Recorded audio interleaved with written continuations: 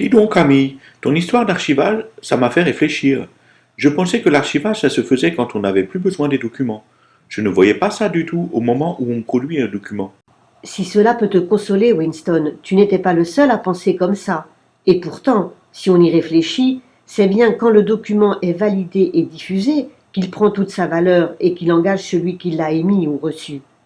Archiver, finalement, ça signifie ce document est important pour l'entreprise et je dois le mettre en lieu sûr pour le cas où l'entreprise en aurait besoin. Les bonnes pratiques se sont perdues, mais ça revient, car avec les données numériques, si tu ne gères pas tes documents tout de suite, ce sera beaucoup plus difficile et beaucoup moins fiable après. Tiens, bonjour Zoé. Un café? Ah non, c'est vrai, toi, c'est du thé. J'ai entendu ta dernière phrase, Camille, et je suis complètement d'accord avec toi.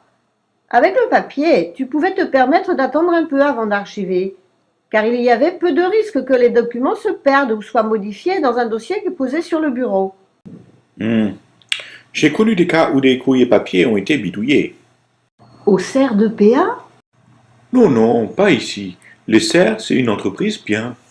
je disais donc que le papier peut attendre sagement qu'on s'occupe de le classer, mais un fichier numérique engageant ne peut pas être laissé sur un serveur sans consigne, sans règle de vie.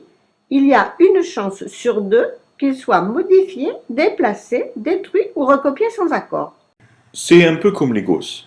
Dans le temps, ils étaient sages, moi par exemple. Aujourd'hui, il faut veiller au grain tout le temps. Si on ne les cadre pas, ils font tout de suite des bêtises avec Internet.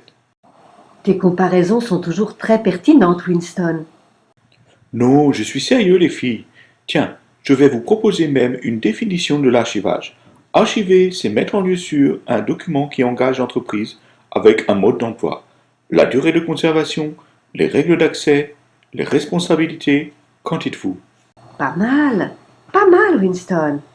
C'est bien ce qu'il faut faire pour chaque document important, mais j'ajouterais qu'il faut un pilotage global au niveau de la direction générale, car il suffit qu'un seul document manque lors d'un audit ou d'un contentieux pour mettre l'entreprise en difficulté. Exactement. C'est pour cela qu'il nous faut une politique d'archivage. Bon, c'est l'heure de la réunion du comité de direction. Allons-y.